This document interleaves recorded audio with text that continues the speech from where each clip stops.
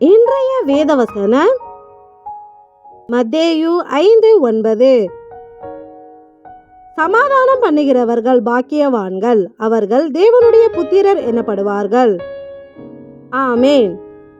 சமாதானம் பண்ணுகிறவர்கள் பாக்கியவான்களாய் இருப்பார்கள். அவர்களே தேவனுடைய புத்திரர் ஆவார்கள்.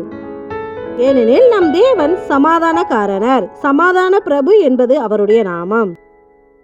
எனவே நாமும் அவருடைய புத்திரர்களாக வேண்டும் என்றால் அவரை போல் நாமும் சமாதானம் செய்கிறவர்களாக இருக்க வேண்டும். அன்றியும் நாம் மற்றவர்களோடும் சமாதானமாய் இருக்க வேண்டும்.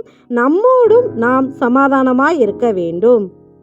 எப்படியெனில் நம்மை சுற்றி எத்தனை போராட்டம், பிரச்சனை, நிந்தை நேரிட்டாலும் நாம் பயந்து கலங்காமல் நம்மை சமாதானமாய் வைத்துக் கொள்ள வேண்டும்.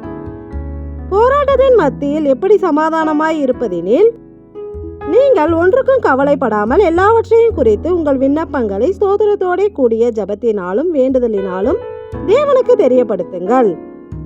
அப்பொழுது எல்லா புத்திக்கும் மேலான தேவ சமாதானம் உங்கள் இருதயங்களையும் உங்கள் சிந்தனைகளையும் கிறிஸ்து இயேசுவுக்குள்ளாக காத்துக்கொள்ளும் என்றபடி, நம் வாழ்க்கையில் என்ன பிரச்சனை வந்தாலும் நம் தேவனிடத்தில் ஜெபம் செய்து விண்ணப்பம் செய்வோமானால் நம்முடைய இருதயத்தில் தேவ சமாதானம் இருக்கும்.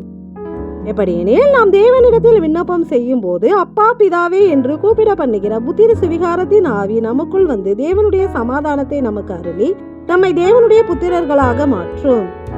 எங்களுக்கு சமாதானம் அருளி எங்களை உம்முடைய புத்திரர்களாக மாற்றும் எங்கள் பிதாவாகிய தேவனே, உமக்கு நன்றி செலுத்துகிறோம். நன்றி.